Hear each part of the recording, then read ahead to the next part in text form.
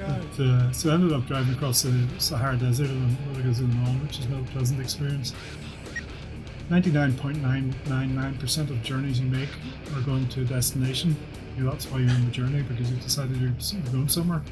Whereas I was actually on the journey, I wasn't actually going anywhere. This episode is brought to you by Make More Creative. For the last couple of decades, Make More Creative has been helping entrepreneurs, artists, and businesses around the world find, shape, and share their stories so everyone gets it. From brand development and deployment to graphic design, motion graphics, artistic direction, mentoring, and all things creative, visit makemorecreative.com to see how they can help you share your story.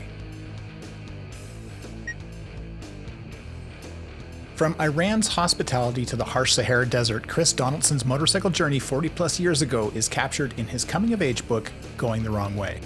And watch for his soon-to-be-released coming-of-old-age story, Adventure Before Dementia. Welcome Chris Donaldson to the Rebel Rebel. Well, welcome to the RebelRebel Podcast. I'm your host, Michael Dargie, and all the way across the world in Belfast, Ireland, I've got Chris Donaldson. Chris, how the hell are you? I'm good, Michael. How are you? Oh, I'm so good. Sun is shining, birds are chirping, seasons are changing. I'm feeling really good about the whole thing. It's cold and dark here. Is it? You're having a cup of coffee, I'm having a glass of wine. Oh, that's very nice. It's that sort of time difference. Yeah, right? Yeah, you're like 9 o'clock in the evening. I'm at 4. No, I'm 3 o'clock. Hey, so Chris, why don't we start here? Because your story is fascinating, and I don't want to give anything away. But why don't you catch us up with sort of what you're up to right now, and then we'll go back in time and figure out how you got here. Sound good? Sounds good. Yeah, back to front, but yeah, I'm 65-year-old property developer in Belfast.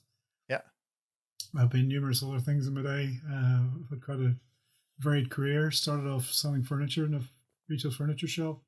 Yeah. Got into fitness, so I run a master franchise for ladies' gyms. Got into mobile apps in Dubai, lived in Dubai for a while. And then I became an author by writing a book about a journey I made 40 years ago. So a fairly diverse careers paths, just to confuse everybody. Yeah. Somebody says to me in the party, what do you do? I sort of have to think about it for a while. Get back to you. Yeah. See what day it is. Well, and this is something that is near and dear to my heart is the travel and the book that you wrote all those years ago. And just to, maybe it's a bit of a leading question, but I do know that you just recently went out and bought another motorcycle. So why don't we go there? Why don't we travel back in time to 40 years ago when you decided to you were the original long way round guy? Yeah. Well, my motorcycle's now in Melbourne, Australia. So that's the start of that story started about 50 years ago. When I was sitting in school one day, I was brought up in Belfast in the 60s and 70s. And Belfast wasn't a great place to be brought up, really. There was bombs going off and people getting shot. Yeah. My school was right in the centre of town, and some days you'd look out the window, you could actually see the bombs going off. My father's shop, furniture shop, was just up the road. It was blown up numerous times. So it was it wasn't a bad upbringing. It wasn't in a particularly bad area, but compared to the rest of some of the rest of the world, it was bad enough. So when you get to sort of teenage years in Belfast, you think, gotta get out of here sometime, see what else is happening in the world. I've seen on TV, it looks quite nice out there. So I saw a lady, read about a lady on a motorbike magazine riding BSA Bantam around the world when I was about 16. So I thought, well, that's what I'll do. I'll take my bike to Australia. I spent about 3 years planning that. Then when I got to, I was 21, finished my education. I had a motor gazoo Le Mans, which I was in love with. Couldn't bear to sell it. So I thought it's a cafe racer, it was a racing type style bike. So not the sort of thing you go touring on. But I put high bars on it, the screen and the top box, and away I went. Off to Australia, told everybody I'd be back in a few years' time. I got as far as London. Got caught in the party lifestyle a bit, and then stuck for about a week. And then watched TV one night. It was the night before I left. I was leaving, and the Ayatollah Khomeini had just taken over the American embassy in Tehran. It's November '79, I think it was, wasn't it? So that was basically the end of my trip because I couldn't go east any further than Turkey. So I did a quick recalculation. I couldn't go back home because it set me by on my mates. I couldn't tell it would be heartbroken to tell them all I got as far as London and had to go back again, you know. So I decided to go to South Africa because it was warm down there. And that's when the journey began. So I ended up driving down through Europe down to Greece. Couldn't get a boat to Egypt, so took a boat to Israel as well instead. And you got to remember back in those days, there's no internet, no Google to check on things. And all my guidebooks have been from the east, from the Asia direction.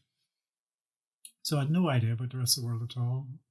So I thought Israel looks beside Egypt, so I should be able to drive across. But of course, no, they had a ceasefire then, but they didn't open the border yet, so I couldn't get out. So I ended up going back through Cyprus, Syria, and Jordan. And Syria was as dodgy as it was. Nothing's changed there. Got to Egypt and headed down, kept going south basically.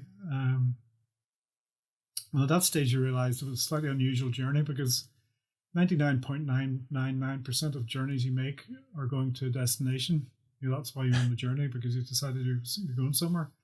Whereas I was actually on the journey, I wasn't actually going anywhere in particular. I was just traveling for the sake of traveling.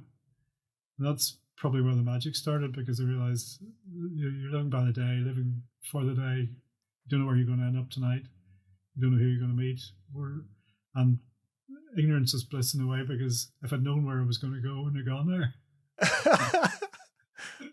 Oh my God. But, so I ended up driving across the Sahara Desert in a motor gazelle on, which is not a pleasant experience. About 500 miles of sand and then about another 700 miles of dirt roads to get through Sudan. So by the time I got finished with that, the tires were in shreds, the wheels were buckled, the suspension was bust. Everything was going apart from the engine kept going. It was the main thing. So got to South Africa a couple of months later. I got a job in a yacht race back to Europe. Fell on my feet finally, and the shipping agent was their main sponsor, so they paid for my bike to go to the States. So I picked it up 3 months later in Los Angeles, drove up the West Coast, up to Vancouver, across Ottawa, and then down through the States, down to stop in North Carolina to try and replenish my wallet. Because I left for a 4-month ride to Australia, and this is a year and a half later, so finances were pretty stretched, if you can imagine. So I thought I might as well go down to South America. I ended up down in Peru, sick, broke, with hepatitis, and the bike was barely running. Oh I made it down to Argentina and down to Buenos Aires in the end. So that's a very canned version of it all. You have to read the book if you want to find anything else about it. We'll put links to the book in the show notes, because you got to buy this. So I started writing a book then. I'd kept a journal, and I thought, I don't know if anybody's ever done this before. So I kept a journal and started writing a book when I got home. And then, of course, a few months later, one of my mates came up with a book in his hand, said there was a guy called Ted Simon's just written a book called Jupiter's Travels. And it's an excellent book, very well written. The guy was a journalist. He was wrote for the Sunday Times magazine, a newspaper, so he was a professional writer. Yeah. I looked at that. I was 22. I thought, I can't cope with that. I just threw my manuscript in the drawer and forgot about it for 40 years. Oh no! So the book was 40 years coming. For some reason, I think it was before COVID. I just decided to start writing again, and finally finished it just before COVID. Wow. I launched it, self-published it on Amazon, and it's done very well. It's been a bestseller for quite a few times on Amazon. With a lot of good reviews, 1,300 reviews. Wow. So it's going well. And part of the story is, really, if I can write a book, anybody can, because I was always bottom of the class at school. I was always failed my English. Hardly spell. If it wasn't for spell checker, I still couldn't write a book. Yeah, artificial intelligence is great, as far as I'm concerned. Yeah. So, one of my mates said to me, well, you read the book. He says, you never actually got to Australia, did you? You don't fancy having another go? It's a couple of years ago. So I still have the same motor guzzi. I got it back from Argentina and I've been riding it since. So I thought, well, if I'm going to go to Australia, I better take the same bike. Yeah, so got to finish the story. So I set off and doing separate legs. I've got to marry with kids, I've got a job, got responsibilities. You can't just disappear like you are when you're 21. Yeah. But I still had to get back. So we did it in about 6 legs. Rode down to Greece, left the bikes there, and came back for a couple of months, back to work. Yeah. Picked them up, went to Israel. Couldn't get out of Israel again. Back to Athens. Back to work. And then the next leg was Liam decided to give up then. So I was going on my own again. Went through Turkey and Iran to Dubai. And a lot of friends there used to live there. And then the next leg was through Iran again, Pakistan, and then India and Nepal. So finally got the bike myself to Australia last March, 43 years after we left Belfast to get there. It's going to be one of the slowest journeys ever. Oh my God. So you did Australia then? Yeah, last year went from Brisbane down to Melbourne. I left the bike there. And whenever one journey ends, it's like once you finish one journey, you got to start planning the next. So the next should be hopefully getting it over to the States, riding across the States and bring it back that way. Yeah, lots to see. You have to come through Canada. We'll go riding together. Good finally get around the world. Eventually. So, I mean, you must have a million memories, but what's something that stands out as one of those quintessential travel memories? Where do you start? Yeah, I know it's a big question. Pick probably one of your top 100. I don't know. Yeah, probably the biggest sort of country, I suppose, for memories was Sudan, because it was such a difficult country to cross. First of all, we got the Sahara Desert, which is one of the biggest sand mass in the world. It's 500 miles. Yeah, you got to remember, motorbikes these days everybody's driving adventure motorbikes, which were really just invented about 1979. I think that was the first Paris-Dakar race. Yeah. Which sort of started the little craze, little fashion, if you like, for adventure bikes. Yeah. Whereas in my day, an adventure bike was a bike you were sitting on. That's what you were going to have your adventure on, Yeah. You don't need it's 10,000 miles to ride to Australia. If your bike won't do 10,000 miles without breaking down, you're not on the right bike, Yeah. So, Sudan was drove across the desert. It was in a convoy with a couple of guys in the combis and a Land Rover and a couple from Vancouver, actually, in a Datsun Cherry of all things. Oh my God! So made it. One of the Land Rovers, or one of the Volkswagens, never made it over, but it was probably one of the most challenging times in my life. You just had to get up in the morning, look at the desert, and say, I was going to see how far we're going to get today, because it could be 50 miles, it could be 10 miles. I think the worst day, but it was 10 miles. I was driving all day, digging and pushing. We covered about 10 miles. Other days, you got hard sand. You could do 100 miles, so it was probably one of the most challenging times of my life. Wow. It taught me a lot. Yeah. Okay. Well, let's unpack that. What did it teach you besides patience and? Well, patience. I don't know about patience. Endurance, I would say, more than patience. Yeah, that's fair. Yeah. I suppose it taught me if there's a problem there, any problem you can get around any problem if you work hard enough at it, if you try hard enough.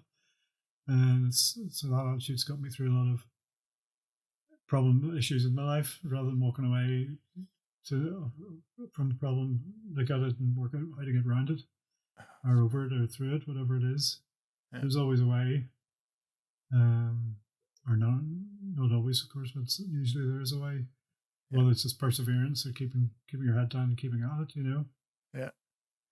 What was your favorite place to ride through so far? People wise, probably the best was probably Iran last year, which is possibly because it was a big surprise. Iran was a boogeyman that stopped me going to Australia in the first place. Yeah. And obviously with the political tensions, there's one country I was very nervous about going through. Yeah. But when you get there, the people are the nicest people I've met anywhere in the world.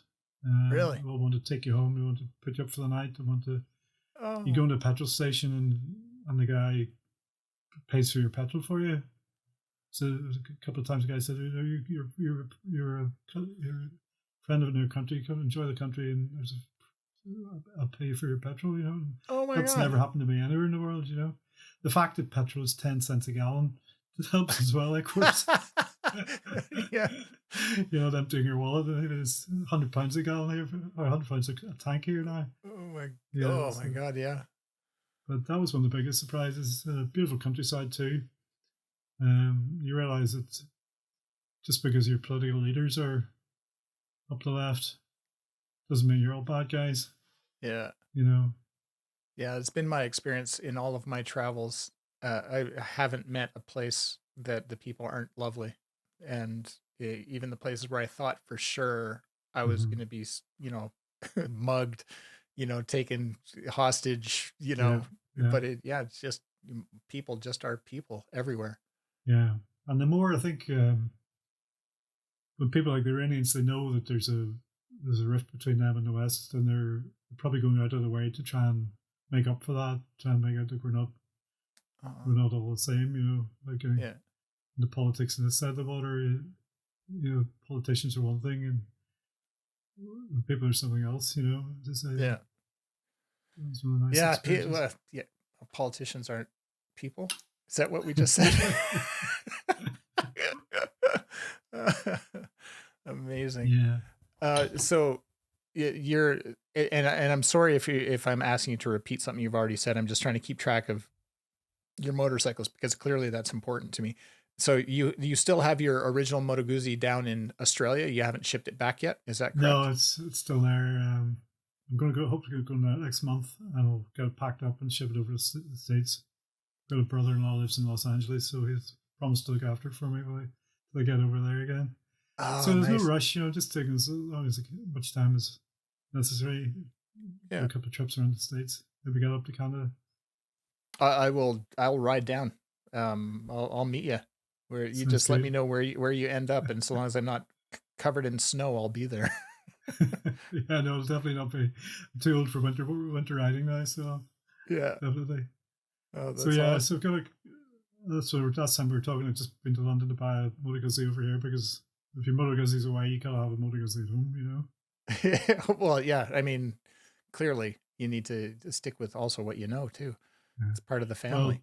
Well, Guzzi riders are a little bit strange. We got very passionate about our machines. We've got a very Italian attitude to them, We're a bit strange that way. That's awesome.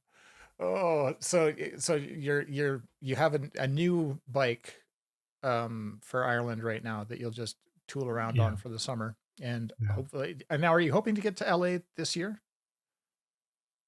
Possibly towards the end of the year, but maybe in the autumn, the fall, as you call it. Gotcha. Canadians, either fall or the autumns.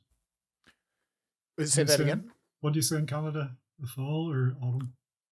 Oh, either. Autumn, both actually. Yeah. So that's the plan. I haven't decided what route I'll take across the States. Maybe Canada would be nice. I had to cross Canada, and when I was away, I did missed the West Coast because I got the bike off the boat in Los Angeles and the clutch had stopped working. Oh no! Couldn't use the clutch, so the only way I could start the bike was by pushing it, jumping on and kicking it into gear. And then once you're in gear, you can click up and down through the gears, okay? But every time I stopped, I had to either turn off the engine, or else try and kick her into neutral before she slowed down, and then kick it into first and get going again. And get going again. So it was a nightmare. I had to, just the freeways all the way up to a friend's house near Vancouver. Got the bike taken apart, put back together again, and then across. I think on the night out I lost my passport, so I had to get to Ottawa before I could get a new passport. Oh, that's a long ride. Yeah, I lost all my money in my passport, my traveller's checks and the credit card. One credit card left, so I had to cross Canada fairly quickly. Yeah, that's not a quick ride. Yeah, I think it was about 5 days. Yeah, 3,000 miles probably, was it? Yeah, and 3 days probably just in Ontario to get to Ottawa. Yeah, that's big. Yeah, so holy. I'd like to do that properly. So walk me through a typical day in Belfast for you. What does that look like for you right now in today's Chris? Today's Chris, well, I'm sort of semi-retired now. I'm trying to develop an old warehouse. Well, it was a bit of a pain actually because I got back about 5 years ago from Dubai. I'd been working out there making mobile apps for companies. Got back and well, I went back about 10 years to the property crash, if you like. But I had quite a good property portfolio that had built up over the last 25 years. Yeah. And the banks were very nasty and naughty and put the properties into receivership. Oh, no. Illegally. Taking all my, so all of a sudden went from more or less, well, I've been worth a few million to being worth nothing. Oh my God. That sucks. So it wasn't a good time. But we made the best of it. We moved to Dubai and bought a yacht out there, bought an old boat, lived in a boat so we could put up with didn't have to pay the high rents out there. Yeah. Had a great time for 8 years. And I came back and meanwhile I sued the bank for repossessing the property, so I got them back about 4 or 5 years ago. Wow, good for you. And since then, developed them for retail and for commercial, for offices. Then, of course, 3 years ago, COVID hit. So that was another wipeout job for all the nobody wants an office anymore. You're giving offices away. Everybody's working from home. Oh my God. So the job turned to another about turn, and we've got planning permission to put apartments in them now. So that's good. Now. So it's a bit boring, really. Need another journey. Yeah, that's fair. So your day to day, I'm just curious about what Chris's life looks like. You don't need to tell me exactly where you go. You don't need stalkers, but I am curious about, what does it look like for you? You've traveled around the world. You've written a book. You've made millions, lost millions, in the process of making millions again. What does that look like for you when you wake up in the morning? Well, it's a strange age. I mean, every age you get to, you've only been there once, right? I suppose so when you're a teenager or your 20s and your 30s, you get your midlife crisis. And then I read some of this is the third age. First stage is when you're up to your learning, when you're up to 20s, and then 20s to 60, your career, you're building a family, you're married, you're whatever, you're trying to make money for yourself. And then you get to your 60s, it's a different direction again because you're wanting to try and enjoy your life and hopefully have a bit of money, hopefully be somewhere with people that you want to be, Yeah. So that's the sort of stage I'm at now. The book, the theme of the book, I don't know if it's the name yet, the theme of the book I'm writing now is called Adventure Before Dementia. So it's sort of I realize that I'm 65 now. I have a lot of friends who have taken early retirement in the last 10 years. And a lot of them don't do very much. They just sit in the garden and maybe go play golf. They used to play golf once a week. Now they play golf twice a week. Yeah. That sort of thing. It's not really you work for 40 years, 40 hours a day, 40 hours a week for 40 years. Yeah. And all you can do is get an extra game of golf in. It doesn't really add up to me. So I thought, well, let's see what I can do. And the idea was to see if I could do the same thing I did when I was 21, which is ride a motorbike long distance. And it's the same motorbike, it's the same guy, just 43 years later. Yeah. The bike's had it a bit easier. I was able to get a lot of new parts for the bike. But I haven't been able to do that myself, obviously. Yeah. Same bike, hey? Same bike, yeah. Wow. No, it's going well. I mean, there's a lot of bits have been replaced. Obviously, most of the suspension, the wheels, the tires, bits and pieces. But the engine's never had an overhaul, even. It's never had anything more than the top end of the heads off a couple of times just to check the valves and stuff. But the engine itself's as it was. So it's got about 75,000 miles on it now. But it's had a hard paper around. Yeah. As if wow. No kidding. Holy. Oh, that's so great. I love the Adventure Before Dementia. That's wicked. Are you going to self-publish again, or are you going to get a publisher? I'll probably self-publish again. I mean, you get a lot more coverage with a publisher, but then they take most of the money. At least if you're self-publishing, you can get a cut at it. Yeah, but it would be nice to get it published and somebody else takes after marketing it. A lot of my time now is marketing a book. Yeah. It's one thing selling a book, but I think there's something like 6 million books on Amazon now. So you want to get yours to stand out. It takes a bit of effort. Yeah, that's true. Well, you have a hell of a story to tell. That's for sure. Yeah. Well, it's more than just a motorbike trip. It was a sort of coming of age story. I didn't realize it at the time, obviously, because I was just trying to stay alive. But it was a very influential time in my life. And I say it's called Going the Wrong Way. It's sort of when I was writing the book, I realized it's something I've done most of my life is going the wrong way. And usually for the better, sometimes for the worse. But I think your life's for experiencing the ups and downs. And if you go the boring road, you're not going to experience that. You're going to get to the end quicker. You maybe make more money, but you won't have the fun out of it. Yeah. I mean, you could fly. If you want to go to Australia, you can fly to Australia. It takes you 24 hours, and you fall asleep. It'd be really boring. Or else you can ride down a motorbike and have a ball. So true. I want to say that in the note that you sent me, this new book that you're working on, The Adventures Before Dementia, is a coming of old age story. Am I saying that right? Yeah, pretty much. Your earlier one was a coming of age story. Yeah, this is coming of old age. So it's, it's hard to know what's going to happen I suppose when you're 21, you know what's going to happen pretty much because you're going to get a job, you probably get married, you probably have kids, all these different things in your head. But when you're 65, I don't know what age you are, but you really don't know what's going to happen next. You don't go to weddings and baptisms anymore. You go to funerals mainly. And it's not even that. You're at an age, and a lot of people are not making it, but you don't know when you're going to. I was sort of suffering a bit of Parkinson's on my hands, but it was well controlled. But you don't know what's going to happen to you tomorrow. That you could get a heart attack or be suffer some sort of handicap that you're not able to do what you want to do anymore. So and you don't know when that's going to happen tomorrow or 10 years time. My dad he died when he was 97.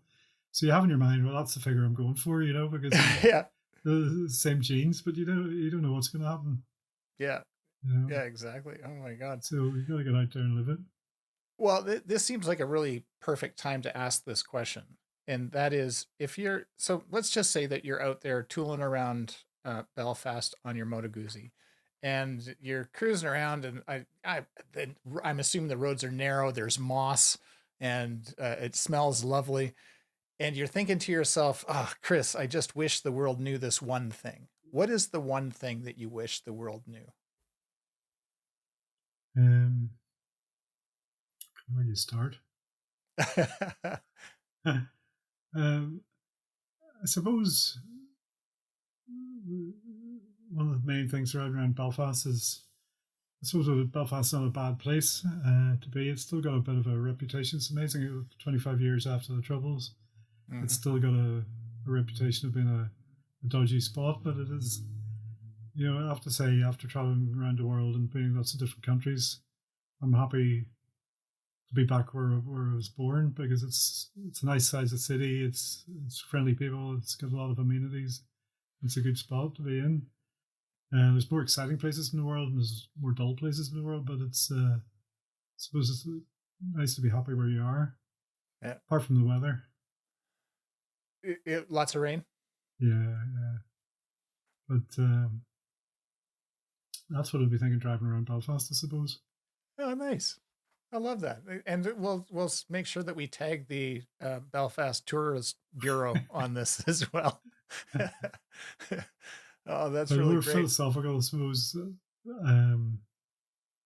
Thing about my own age group is to say that one thing I want them to do is stop thinking about things, stop looking at the TV and planning things for the future.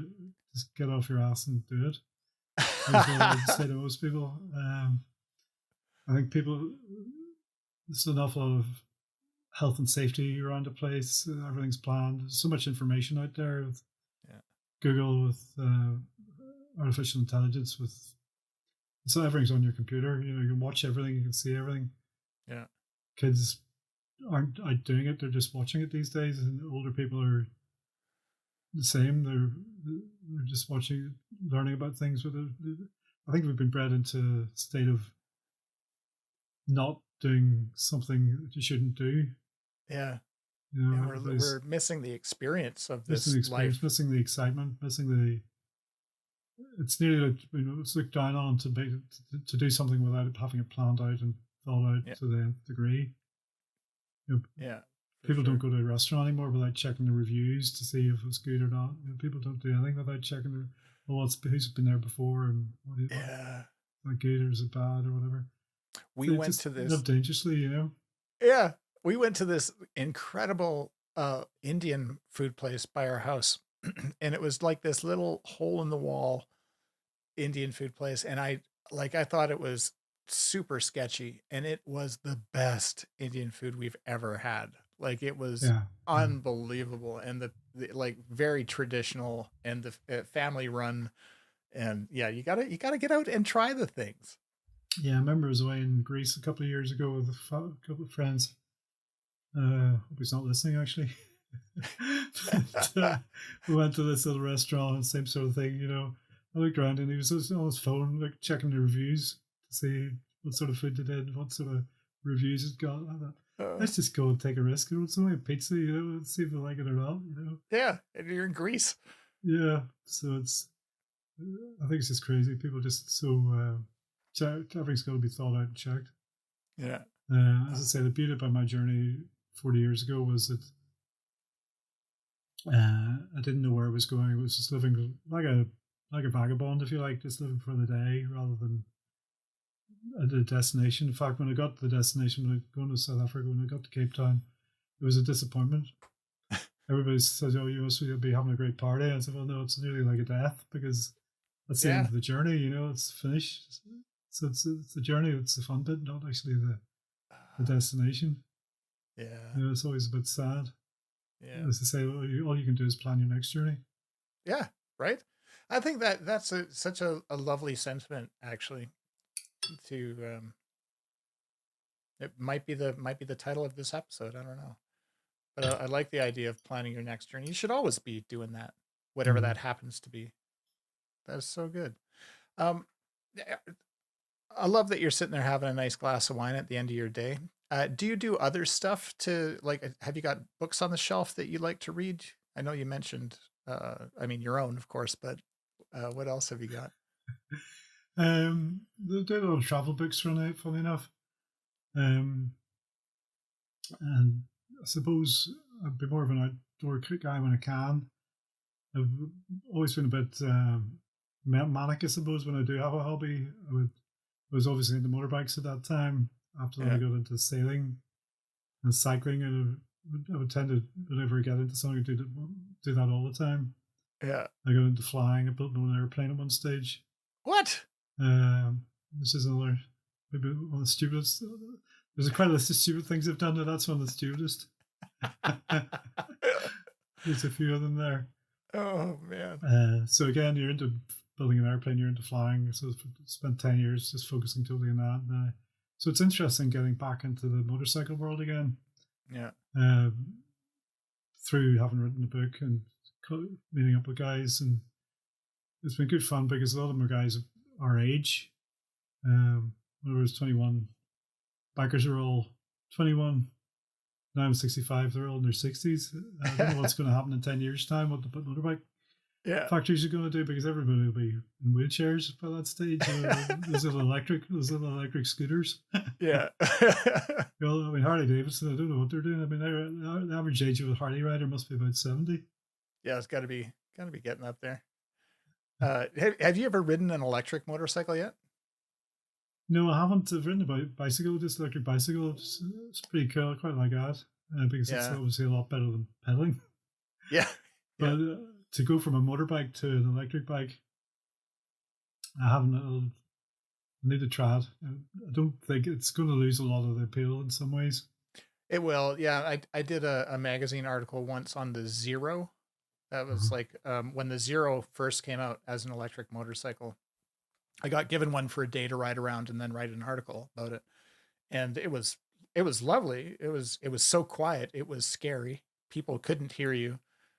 You couldn't hear the engine, and it was fast, Chris. Like, holy shit, was it fast? Probably tremendous, yeah. Yeah, it was just like, But without the noise, I mean, if you don't have the part of the beauty about it, the motorbike's the noise it makes, Yeah, right. Yeah. Funny enough, Ewan McGregor obviously did the long way up with the Harley electric bikes. Yeah. And that was one of the reasons I wrote the book, actually, was because he's a big Guzzi fan as well, though he used to ride BMWs. Yeah. But he's got a collection of Guzzis at home, apparently. Oh, nice. And I heard when he was going to do the long way up, I thought somebody said he might be doing it in the Guzzi, so I thought I'd better get my book out before he gets his out. So that was my inspiration for finally writing the book, funny enough. Oh, that's great. I don't think the electric Harleys did that well with them. I think they had to ship them home to get them repaired or something like that. Yeah, it seemed maybe a little before its time. Yeah. And certainly the cold weather doesn't help. I don't actually, I mean, the whole electric car thing, I don't get it. I don't really see that that's going to save the planet, because all of the raw materials have to be dug up. There's so much. Yeah, it's a whole different process. So much pollution making things. I don't see what the point of them is. And then you've got to produce the electricity to fire them up. Yeah. Yeah. And I'm not sold that one yet. No. I'll hold on to my gas motorcycles for now. Yeah. Hey, so what's your I love asking this question because everybody has a different answer, and I think you've alluded to some of this already, but and maybe it's people that are 65, and you said just get off your ass and do something. But what advice would you give to these rebels in waiting, we'll call them, these people that haven't done the thing that they need to do yet? What advice do you have beyond just get off your ass? Which I think is great advice, by the way. I think it's very easy to be, as I said, there's so much, it's easy to look down on somebody who don't get off their ass, but there's so much pressure on people to conform these days. Kids especially, it's you've got to follow the crowd. The whole woke movement is everybody's got to do what we tell you to do, or else nobody will talk to you anymore. Yeah.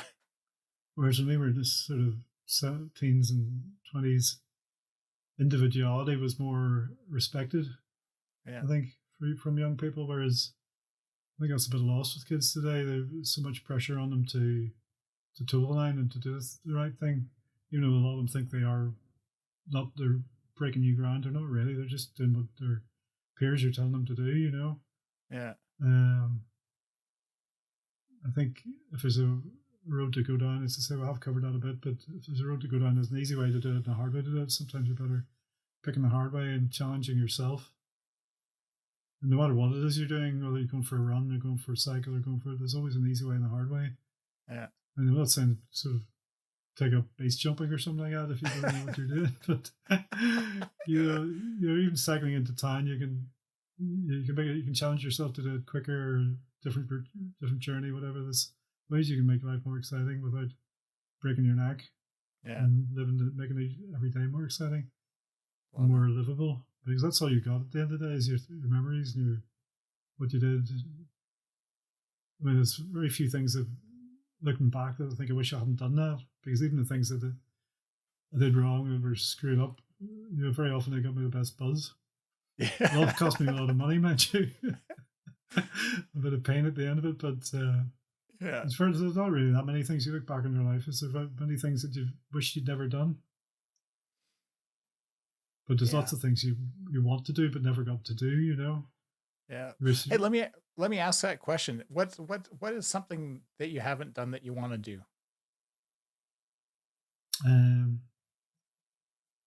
Get more time, I guess. I'd like to do more sailing, a bit of sailing around the Med. I'd like to spend more time doing that. Motorbiking, I think I've done the hardest bits now. I don't know if I will stretch myself too much. And now any further, I prefer to go for more of a cruise around the States than across India and Pakistan again. Yeah, that's fair. I think once you've done that, you can check that off the list for sure. I think getting rid of some of the unnecessary time constraining things that I'm doing at the minute. Just give myself more time to enjoy. So I'm 65 now. You sort of don't want to dwell on it too much, but you do realize that when you're 20, you think you're going to live forever. Yeah. And you take absurd risks of your life. Even though you've only lived 20 years, you can end it by doing something stupid. When you're 65, we should really be doing the stupid things now because we haven't got much longer to live anyway, So why not jump out of an airplane, base jump or whatever, because who cares? Yeah. Might as well, save it up for when you're older. Yeah. Oh man, that's awesome. Okay, I got one more huge question for you, and that is, what is a Chris Donaldson guilty pleasure? What's the thing that you do just for you? Probably supposed to be born going off on the motorbike and leave my wife and family for 2-3 weeks at a time. Because it's hard on my wife to look after things, and she can obviously look after things very well. In fact, too well without me, because you come back and you realize that you're not really required at all. In fact, you're in the way of it. I just sort of, they lead me to sort of have some sympathy for people in the army and the navy and stuff like that, because they're away from it months at a time. It must be very difficult when they're away because they're missing your home. When they come home, they find that home's managing without you, and they literally are in the way because you're upsetting the routine that they've set up, Yeah. So it's, I can't remember what was the question again.